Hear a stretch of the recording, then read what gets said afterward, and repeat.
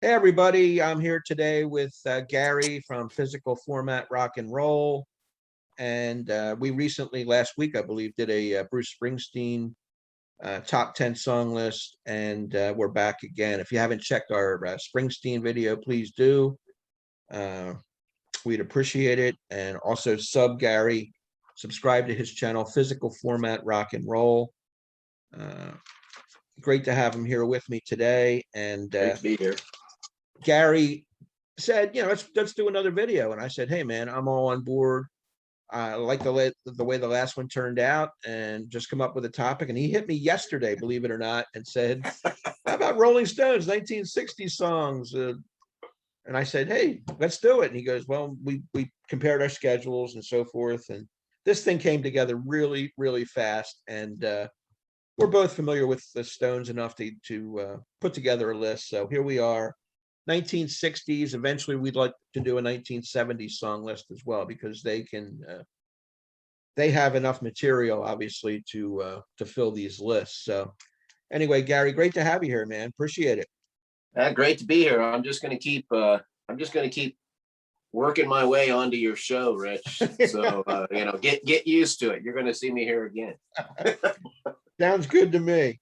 Anyway, I just want to make a little bit of a statement in the beginning about the Rolling Stones. If there's any band that defined the term sex, drugs, and rock and roll, it is the Stones. You can hear it all through their lyrics, their attitude, everything they bring. They don't call them the world's greatest rock and roll band for nothing. So anyway, before we get going, Gary, you have any honorable mentions that you'd like to throw out there, just that didn't quite make the list, that you'd like to give a little tip of the cap to? Sure. Here's a couple off the Let It Bleed.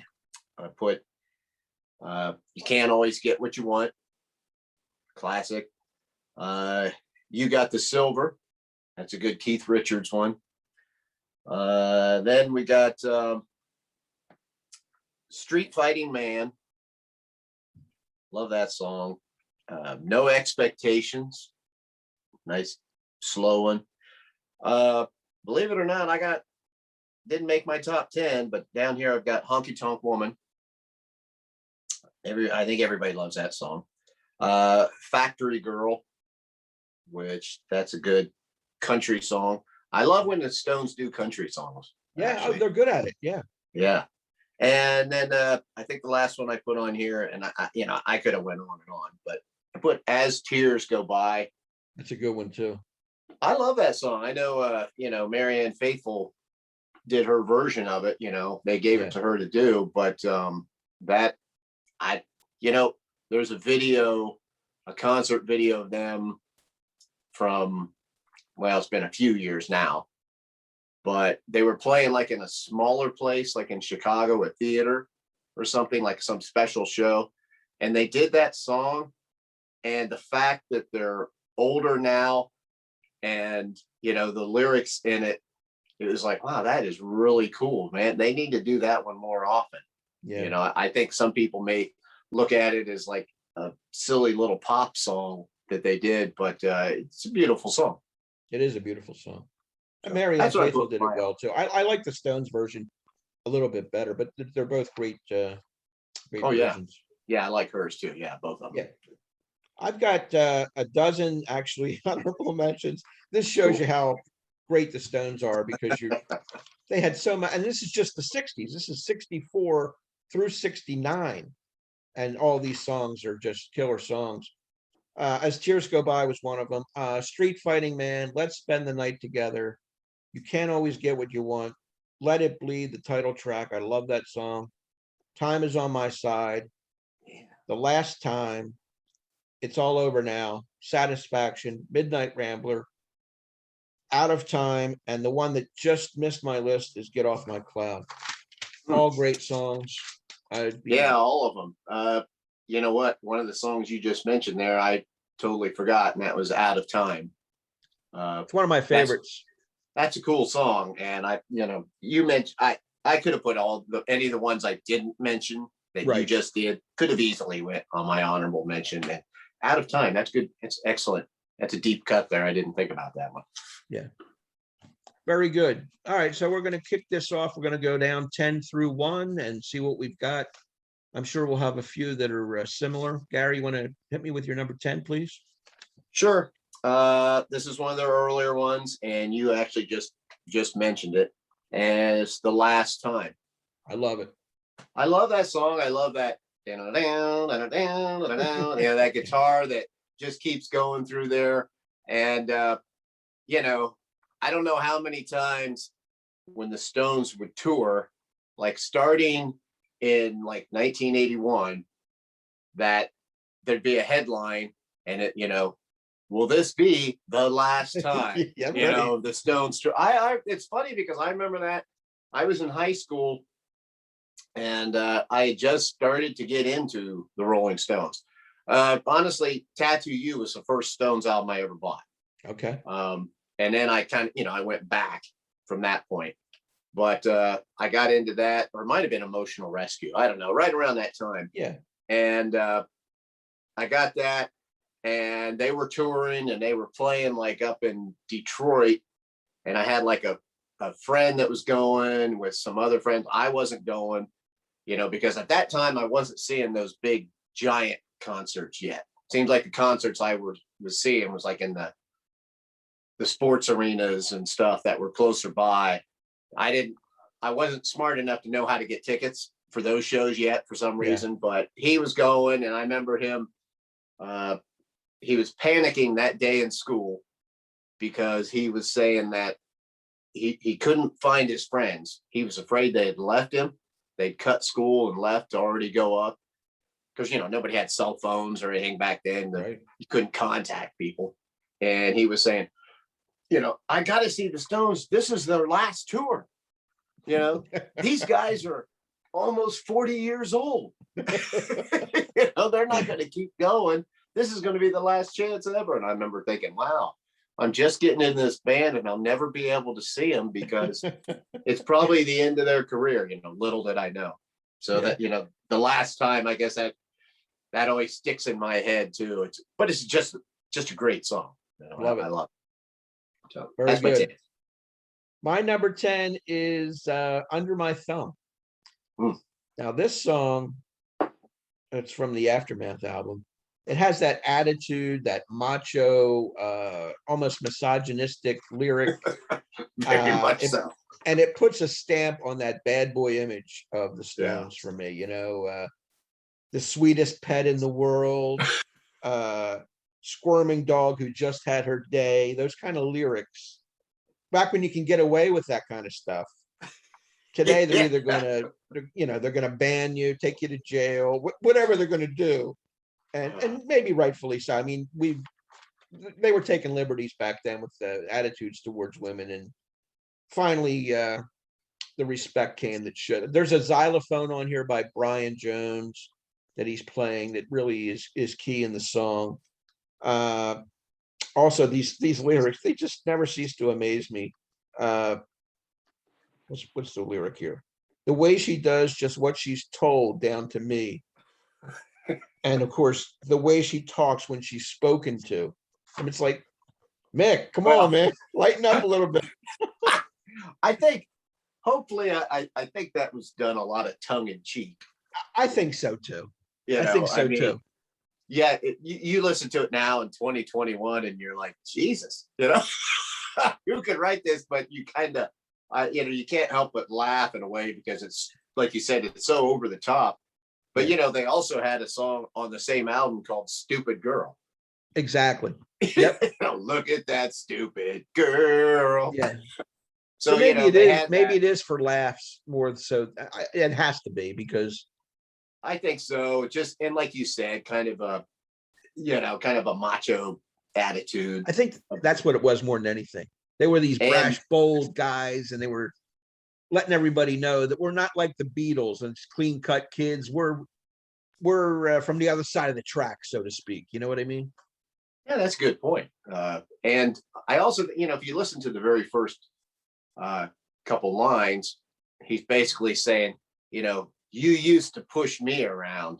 Right.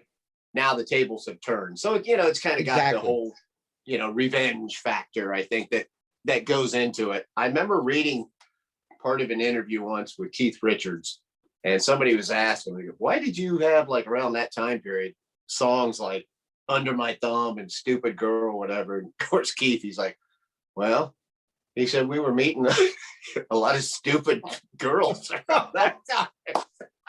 Oh my God. Unbelievable. That's Keith. But that's, another thing I want to add about that, you talking about having the xylophone in there and stuff. There's actually that whole album, Aftermath. There's a lot of experimentation going on in that album. That album came out in '66, and it came out before Revolver, the same year, but it also came out before Pet Sounds. Yeah. And, to me, Aftermath is a pretty groundbreaking album in my mind. There's a lot going on in there, and it never quite gets mentioned with those other albums. It never does. For that, but to me, I put it up there with those albums. So. I think Brian Jones added a lot to the band too. He was a multi-instrumentalist kind of guy, and he could play a lot of stuff, and he brought his own little pizzazz to some of these songs that they missed in the 70s. I mean, they had other, great music in the 70s, but when he passed away, it was a shot for sure to the band. Yeah, he definitely added to him. He gave him more coloring, whatever. Yeah. Cool. Number 9, you're up. Okay, number 9. There'll be a few deep cuts in here, but there's gonna be a lot of hits. Cool. Like you said, whatever's your favorite, go for it. But this one's from Between the Buttons, I think. It's Ruby Tuesday. Yeah. I have just, always loved that song. And, when I was young and the car that I had at the time, all I had was an AM radio in it. And so I would listen to these old time stations. When some of these Stones songs came on AM, because they were designed to be played in mono or whatever, and I'd crank it. And this was one of them. It's just hard not to sing along. It's got that kind of melancholy feel to it, Goodbye, Ruby Tuesday. Who could hang a name on you? It's just great. I just love that song. There's the lyrics are really cool, and I like the way when it goes into the verses, it just goes really slow and mellow, and then Charlie goes da da da da da da da da da, and they go back. I know that's a cool transition. Yeah, it is. I have that a little bit higher on my list, believe it or not. So it's one of my favorites. All right. Well, hey, we get to it, we'll talk about it again. Yeah. Cool. My number 9 is one of your honorable mentions, No Expectations. I'd see you put it in your top 10. I almost did. I did. I love the sound of it. Again, has that slide guitar on it by Brian Jones. It's very prominent in the song, and it's a very bluesy. It's a slow kind of ballad. That twangy stuff. Fantastic. I think it's one of the more underrated songs that they ever did. I agree. I love that song, and I think it's probably one of the last few good contributions that Brian ever had to the band, because he gets kicked out not too much longer after this, and he was already hit and miss on that album, but he adds to that. It's a beautiful song. It is. And I just want to read this one. I know we weren't going to do a lot of lyrics, but Go this ahead. one just hit me when I was looking at him last night. And it's just a beautifully written. It's all normal words. It's nothing flashy. It says, our love was like the water that splashes on a stone. Our love is like our music. It's here and then it's gone. I love that line, Rich. I'm glad, you said that. I love beautifully written song. Our love is like a music. It's here and then it's gone. And then you can hear that, that beautiful slide guitar in there. Yeah, fantastic. It is fantastic song. Cool. Number 8. Well, this is one of their bigger ones. If you would have asked me, if we would have done this years back, Rich, this would have been much higher. But Sympathy for the Devil. The only reason that it's a little bit lower on this list is just because of Overkill. Yeah. You know, I've heard it so much, but I thought I have to put this on my top 10 list of 60 songs. I mean, you know, That's the way I am. because lyrically it's brilliant. In my mind, you know, just the different aspects of history that he's talking about. You know, he's got things from World War II, he's got things from the Russian Revolution. You know, he talks about the Kennedys, you know, so modern times for at that period. And, you know, just saying like, well, you know, the devil was there the whole time. You know, the devil was there with you, you know, but yet, you know, kind of like saying you are the devil. And, you know, I just the whole aspect of it. Sympathy for the devil, you know. Please allow me to introduce myself. I'm a man of wealth and taste. You know? I have that on my list too, a little bit higher, but I get what you're saying about the overplayed nature of it, you know?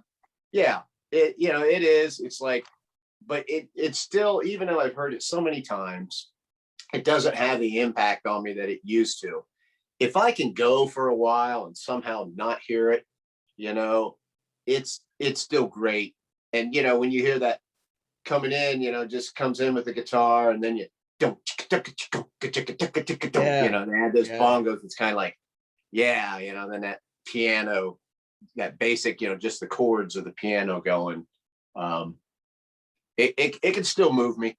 It can still get me, you know, but I have to kind of keep away from it for a while, because it seems like anytime I get in a car to go somewhere, if I turn on the radio, there it is again, you know, and I'm like, God, you know, I don't want to hear it right now.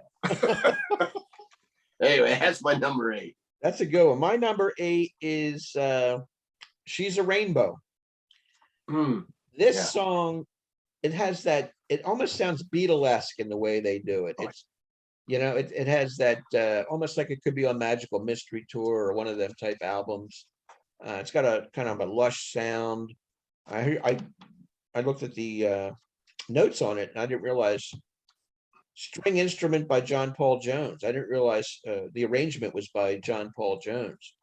But that Nicky Hopkins is on piano. It's a beautiful beginning, and it runs throughout the song. And that line, she comes in colors everywhere. She combs her hair. She's like a rainbow. It's a very colorful song.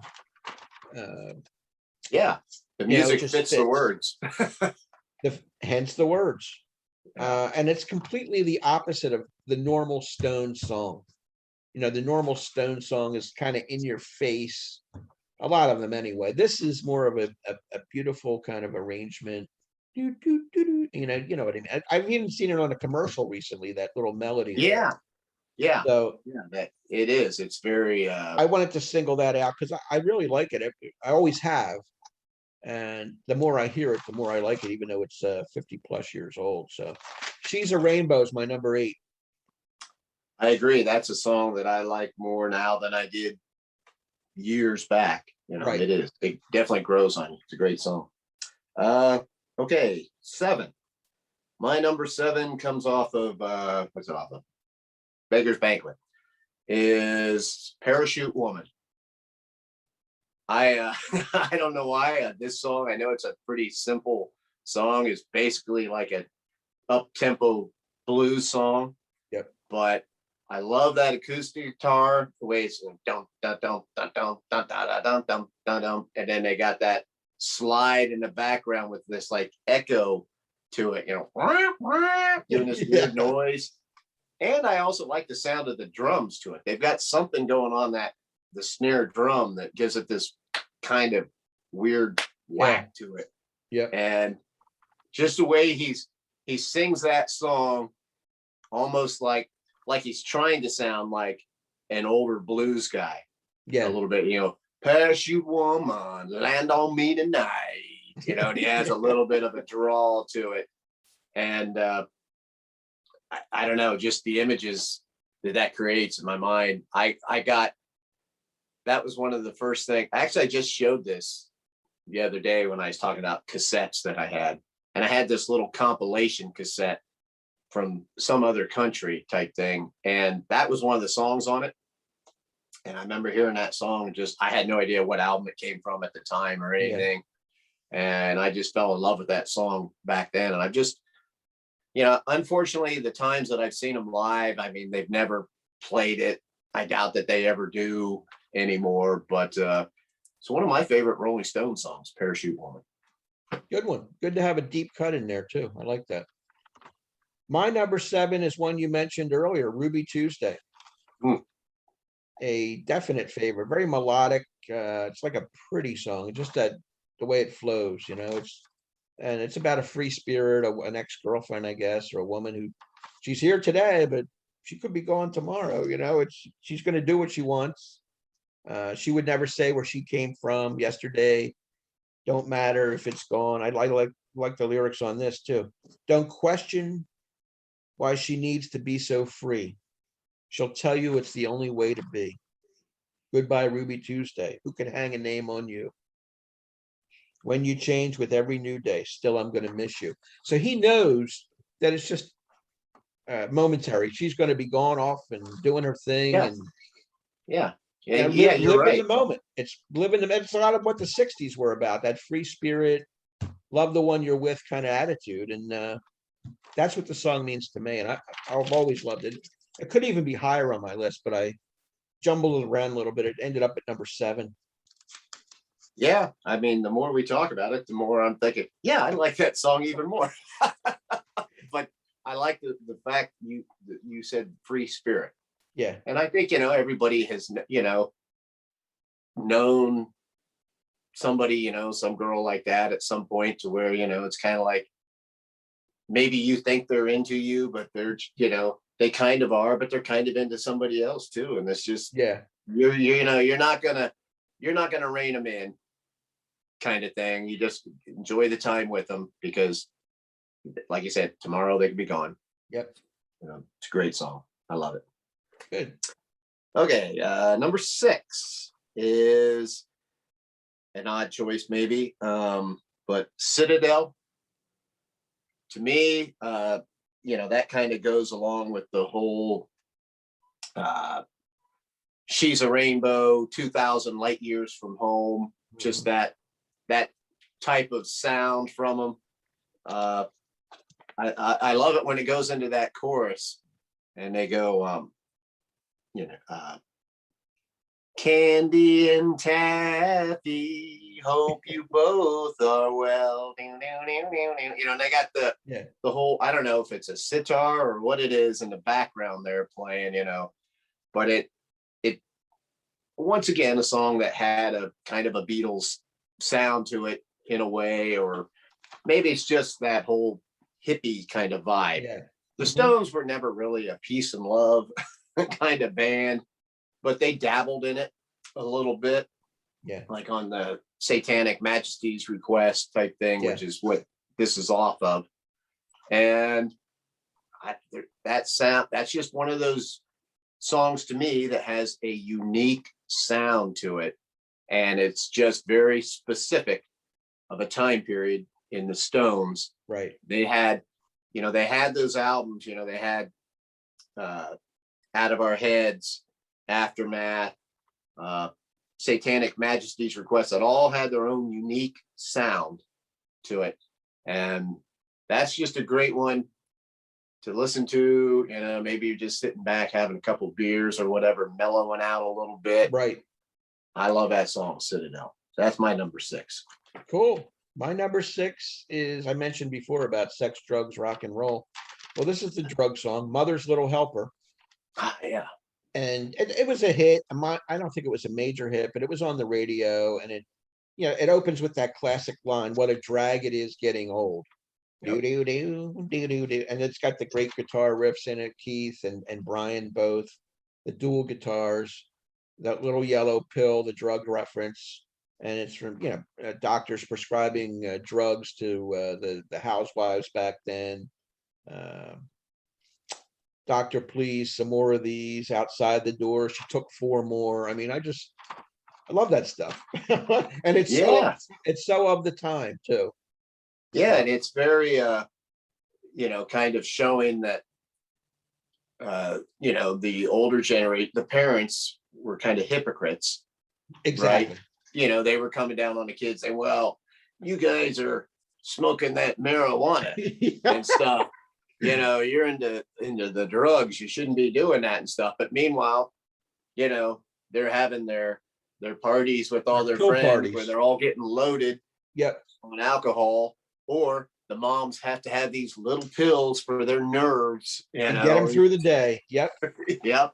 And it's just, but at the same time, you can't help but I know it's being sarcastic, but it also does shed a little light of sympathy to the older generation at that time, I mean, and you get it as you get older, but when they talk about like you said, what a drag it is getting old, and when you're young, you're thinking, that's a million years away, and you wake up one day, oh, here I am. But yeah, that's a great song lyrically. It's true. And I think in the 60s, it was such a vibrant, lively time to be young that these people that came over from the 50s, that sort of, conservative era of Eisenhower and, that type of thing. Everybody's wearing the suits and stuff. They felt kind of out of place. So maybe that was their way of getting into it, was to pop some pills. And I don't know. I think there's probably definitely such a culture shock. That's what it was. And maybe a little bit of jealousy too. Right. I don't know. They didn't have that when they were young. They were listening to the big band era maybe. And then rock and roll came in, and it was a culture shock for those people that really didn't have that in their youth. And then they have kids, and they see their kids smoking pot and growing the long hair and free love outfits, peace sign, and taking off and living in a commune somewhere. I mean, whatever the case may be. I mean, it was just wild. Did you ever watch the show Mad Men? I love Mad Men. Yes. Yeah, well, that kind of addresses some of that whole time period right there. They do such a fantastic job of that on that show, Yeah, and you can see the characters in that show popping the pills or something. Look at the way Don Draper lived it. He was always guzzling some cocktails down. Yeah, he always smoking cigarettes like a chimney too. That was another thing. It's 1 o'clock in the afternoon, and well, let's have some bourbon. Exactly. While we're here at work in the office, it was just open season. Yeah, that's a great show. But we digress. We digress. Top 5. Top 5. Okay, number 5, and this is my last somewhat deep cut, and this is "Play with Fire." Off of Out of Our Heads. It's probably my favorite song on that album. That song has this sense of menace to it. Yeah. And I think it's awesome. That acoustic guitar line in there sounds almost like it could come from a horror movie. Yeah. Dun, dun, dun, dun, dun, dun, dun, dun, dun, dun, dun. It's like a blues line twisted a little bit to give it this odd sound. And Mick is singing it, very lower, and then he comes up the chorus. He goes, "Don't you play with me, because you're playing with fire," and it's kind of cool talking about the whole, sounds like somebody who came from, some upper class person, and, they've done this and that, but, hey, you might have had this, but don't try to mess with me. You're playing with fire now, girl. And, just once again, kind of a macho aspect to it. Absolutely. They're, you got the Stones, like you said, hey, we're the more low down, seedy kind of guys, and you aristocrats do not impress us. And I just think that song plays into that. And I guess Mick and Keith are actually the only Stones playing on that song.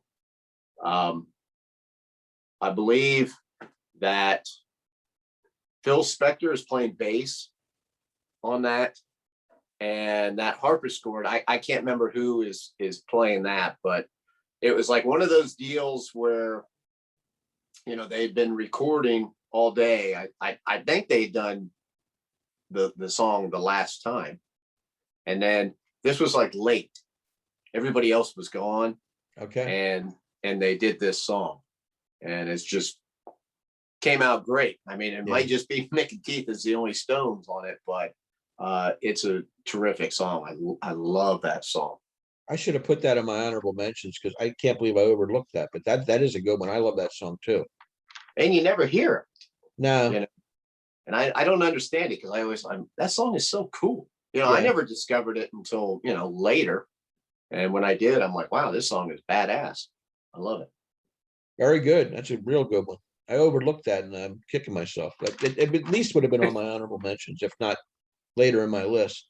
Now, my number 5 is a number 1 song of theirs from 1966, Paint It Black. Love that beat in the beginning of the song, the dark lyrics. Black as night, black as coal. I want to see it painted black, blotted out from the sky. I mean, just the images. It's a dark, dark song. Maybe then I'll fade away and not have to face the facts. It's not easy facing up when your whole world is black. So it's kind of a bleak, downer tune. I'm not sure if it's about grief or loss or what, but they're making some kind of statement in there. And the musically, it's really, really strong. I love it.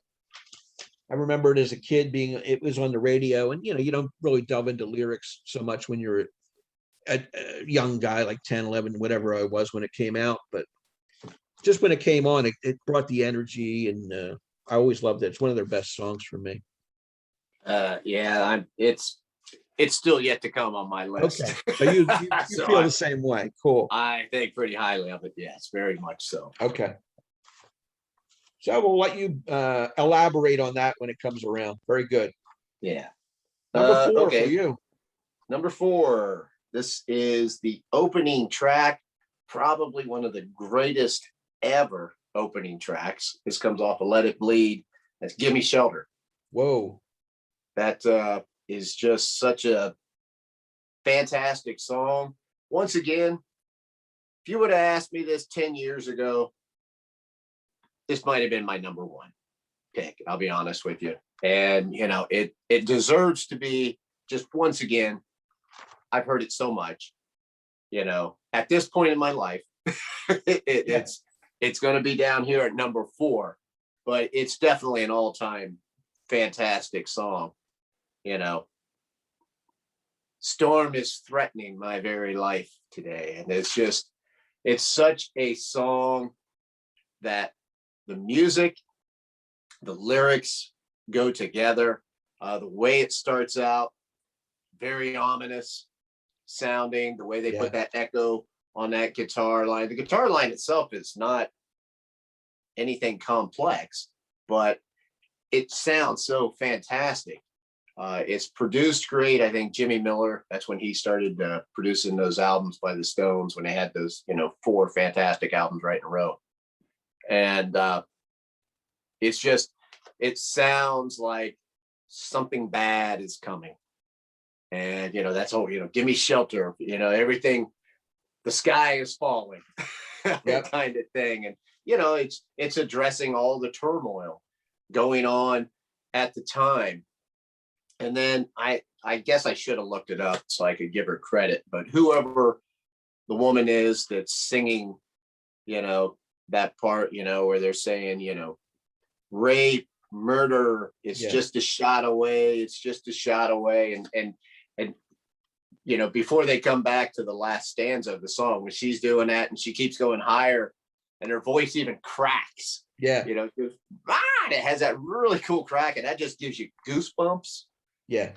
When she does that, and it's so fantastic that they left it in the song like that. Very effective. It is. It adds to it. I looked it up, by the way. I did look it up because you know why? It's my number 4 also. We hit on that one. Oh, well then, hey, let's go. Yeah. Her name is Mary Clayton. Good job. Thank you for doing that, because she deserves that credit. Yeah. But yeah, I just want to jump on, I don't want to steal your thunder, but it happened to be my number 4. And it's such a significant song in their catalog because, like you said, all the turmoil that was happening between the Vietnam War and the violence in the country going on. It's like give me shelter, get away from this madness. You know what I'm saying? And Jagger is, I did a quote here. Jagger is quoted as saying, it's a very moody piece about the world closing in on you a bit. It was recorded at a time of war and tension. It's reflected in the time. And we can't say it any better. I mean, he even laid it out there. It's perfect. War, children, it's just a shot away. Rape, murder, it's just a shot away. Great But stuff. then at the end, they go, what do they say? Peace and love or something. Yeah. It's just a kiss away. Just a kiss away. So it's like, turn it around into optimism and peace and love. That's a great point right there. So that's probably the best part of the song, obviously, because it takes all that horrible crap and says, hey, there's still hope at the end of the day. It's also one of, in my mind, Keith Richards' better guitar solos. Yeah. Oh, absolutely.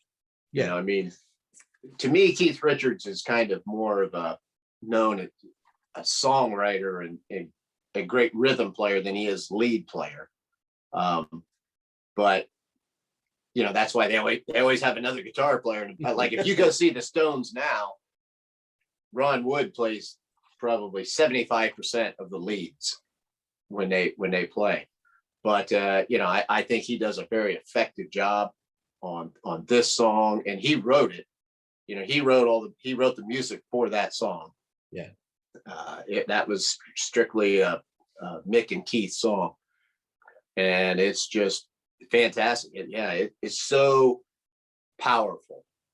Is what it is. I mean, and I think everybody kind of feels that way about that song. And I don't know anybody that would say, yeah, that song's stupid. I just want to add one side note. It's a little bit off topic, but when 9/11 happened, I happened to be down the Jersey Shore when it happened. And I had tickets to a John Mellencamp concert the next week. And I thought they might cancel it because they were canceling everything. So I go to see Mellencamp like 1 week after 9/11, and he opened with Gimme Shelter. Really? And he had these effects of like these red streamers coming down, like the end of the war was coming. And it was a beautiful cover version of the Stones' Gimme Shelter. And it's very memorable to me. I can still see it now. So wow, it's fantastic. It was the same, same kind of concept where we didn't know what was going on with 9/11. We got hit like a blindsided out of nowhere. And I guess during the 60s, if you were aware of your circumstances with the Vietnam War, it was non-ending and that people were getting assassinated. There's violence in the streets. And it was the same thing. Give me shelter. Like, I need a place to hide. Yeah. So I always go back to that Mellencamp concert because he's not known to be that much of a deep thinker, but he was on that one. He pulled out Gimme Shelter. No offense to any John Mellencamp. Sorry, John. Love you. Peace out, baby. No, I actually like Mellencamp, but he writes a different style of yeah. I just found that funny. He's not known to be much of a deep thinker. I retract my statement. I don't want to get sued in a court of law. Blasphemy and anyway, we're down to our top three, ladies and gentlemen. Okay, number 3, probably no big surprise here. I've got Jumpin' Jack Flash. Now, to me, this is a song that's just a perfect rock and roll song. And unlike some of these other songs that I really, really love by the Stones, I never, ever seem to get tired of Jumpin' Jack Flash. No. There's just something about that song with the lyrics. It starts, I was born in a crossfire hurricane. It's like, oh yeah. That sounds like a heavy metal song. The lyrics in that song. And I howled at the moor in the driving rain, and just, I was schooled with a strap mark across my back. It's just some badass lyrics, but then they go into that super cool chorus, It's all right now. In fact, it's a gas. Yeah. Jumping jack flash. It's a gas, gas, gas. That's just awesome. And the way they always have that big chord there. I know. 1, 2, just great. Just a great driving song. It's one of those songs where you're like, you can't improve that. Yeah. Sometimes you hear a song and you think, well, if they would have done this or that, that would have been even cooler. You hear that song, you're like, that's perfect. That's great, man. I can picture myself being in the studio, being the producer with the headphones on and saying, we got it. That's it. That's a wrap, boys. Yep. Classic. That's what that song is to me, man. That's classic. I agree. It's actually next on my list, but I'll come back to that. My number Okay. 3 is Sympathy for the Devil, which you talked about earlier. It's just a classic Rolling Stones song. There's no getting around it. It has to be on the list, like you said. And all those references to, the war and the Kennedys. And it just encompasses so much. And he brings religion into it with the devil, Jesus Christ, Pontius Pilate, Lucifer, all those, the combination of all that together. There's a great percussion in there too. That it gets the song moving. I think it's maracas, tambourines. It's got everything but the kitchen sink thrown in there. You're right. And it's just so associated with the Stones. Sympathy for the Devil. I mean, even Mick definitely helped being with the devil. Their the kind of evil image they had for a while. Exactly. There.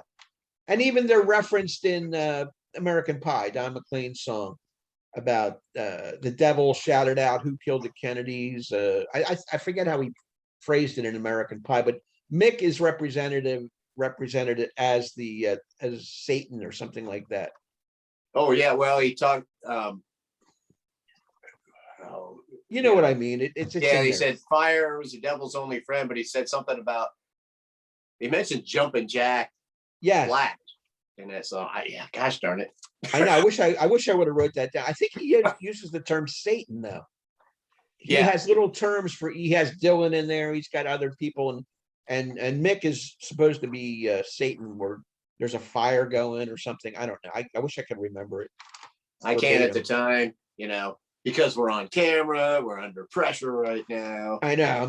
I'm sure somebody watching this will correct us and call us. But anyway, when you can get yourself referenced on other people's material, you've made it pretty goddamn big. That's right. That's what it comes down to. So we're at the top 2. My number 2 you already said, but I'll wait. Go. Let me hear your 2. All right. Number 2, Midnight Rambler. Okay. That's just another badass song. Yeah. Nothing too complicated in it. It's just another perfect example of the Stones using dynamics in a song to take like a simple guitar riff and make it a very powerful song. Yeah. They have that part where in the middle where they just kind of stop and they you hear Mick goes, I know you've heard about the Boston, and they go, wham, honey, it's not one of those. And they just build into it, and then it starts, that guitar start, the old Chuck Berry riff, dun, dun, dun, dun, dun, dun, dun, and they build onto it, and it gets faster and faster. And the next thing you know, it's just they're just kicking ass on it. I just love that song. And it's like I said, like AC/DC made a career of using dynamics in their, they take simple songs, but just the stops and the starts make them fantastic. And that's what this song does. And I use this term already, but once again, here's another song with such a sense of menace to it. I remember seeing a review of a guy who was talking about the Let It Bleed album, and he didn't like the fact that it was so violent, that it sounded so violent. But I'm like, I think that's the whole idea of some of it, you know, I mean, and the whole Yeah.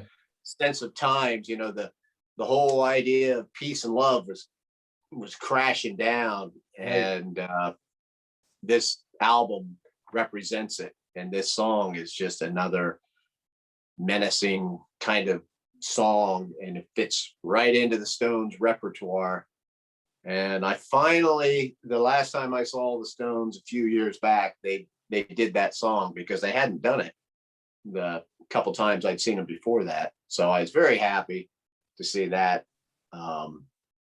Just a fantastic song, Midnight Rambler. Good one. Very good. My number 2 was, I think, your number 3, Jumpin' Jack Flash. Yeah. From 1968. And like you, I can't really better what you said. I even have written down here, I was born in a crossfire hurricane. When you start out a song like that, I mean, I'm in. I don't know about you, but Yeah, I'm in. yeah, exactly. It's got that, and it's a gas, gas, gas, and that riff, everything you said. And the thing is, it rocks. It's funky. It's bluesy. It's got the whole 9 yards. I mean, it's just a great, great song.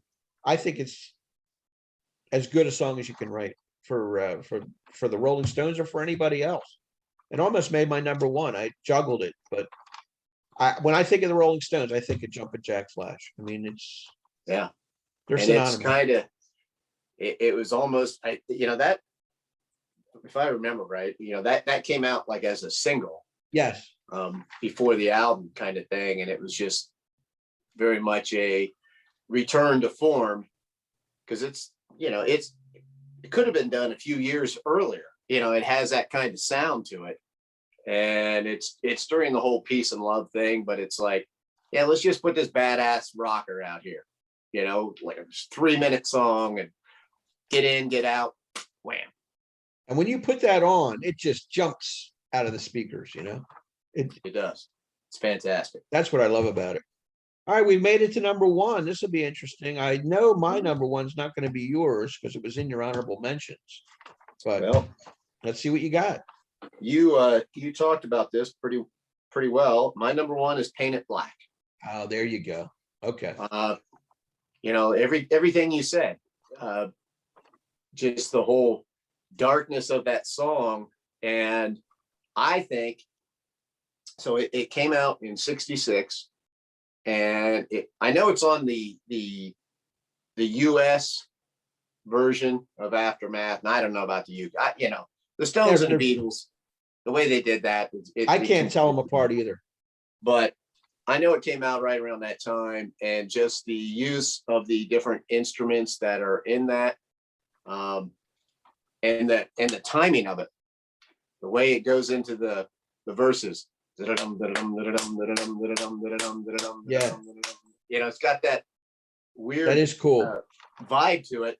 And then, you know, I see a red door and I want to paint it black. And yeah, it has that, but you know, then he goes into his more, you know, kind of yelling type voice. Yeah. I see the girls go by dressed in their summer clothes. I have to turn away until my darkness goes.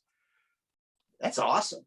Yeah, it is. You know, all the lyrics, you know, I guess I'm just kind of repeating what you said. Go ahead. I also like it, you know, he says, I see a line of cars and they're all painted black. Yes. You know, that makes you think of a funeral procession. Yes. Right. That's there. what I meant by grief or loss. There's all that woven in there somewhere, you know? Yeah, it is. It's one of those cool songs where you can kind of interpret it a little bit how you want. Right. You know, I mean, it's definitely about loss somehow. Is it a loss of, because, you know, he lost his love and now he's just lost his love of life in general? Or is it deeper than that? I don't know. It's kind of however you want to interpret it, but it also, you know, the I don't know if that's in, I don't know how to describe this musically, but I feel like the chords that they're using are very much different than the normal time period that was being used, because it wasn't your normal pop song. It No. definitely had a different feel to it at times, almost a Middle Eastern sound to it. Yeah, it And does. the fact, to me, this song is, with the lyrical content and the sound of it, very dark and almost a precursor to like heavy metal in a way. I'm not saying this is a heavy metal song, Right. I hear you. I hear you. but it could very easily, and it has been redone by heavy metal artists, but it very easily could translate into that. Yeah. You could totally see Black Sabbath doing this song. Oh, sure.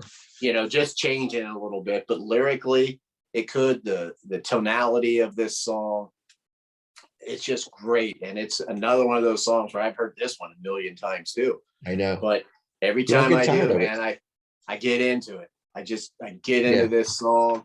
This is one of those real early Stone songs where, like Jumpin' Jack Flash, or, well, this is before that by a couple of years, that they just nailed it. Just nailed it. It's like nothing had sounded like that song before. This is something that, just like the Beatles had different songs, or Hendrix, where, wow, nothing sounded like that in my mind. I guess if I would have been of age at that time and I would have heard that song, I would have been like, wow, man, what is that? That's blowing my mind, man. It's an That's original awesome. for sure. An absolute It original. is. It still sounds, It still does. fantastic. You hear it today and you're like, man, nothing really sounds like that song. It's just awesome. And the chorus, of course, you want to sing along with him at the end when he's screaming, I want to see you painted, painted, exactly. painted black. It's a fist in the air kind of song. You're right. I agree. Why I say kind of like the heavy metal aspect of it, Yep. Dark and heavy song. Love it. Great one. I'm glad we both had it on our list. So that's awesome. My number one is Honky Tonk Women from 1969. I just always loved the song. The beginning with that. Oh yeah. And then the riff. It just jams. It's got the raunchy lyrics. I love the raunchy lyrics. I met a gin-soaked barroom queen in Memphis. She tried to take me upstairs for a ride. I mean, come on.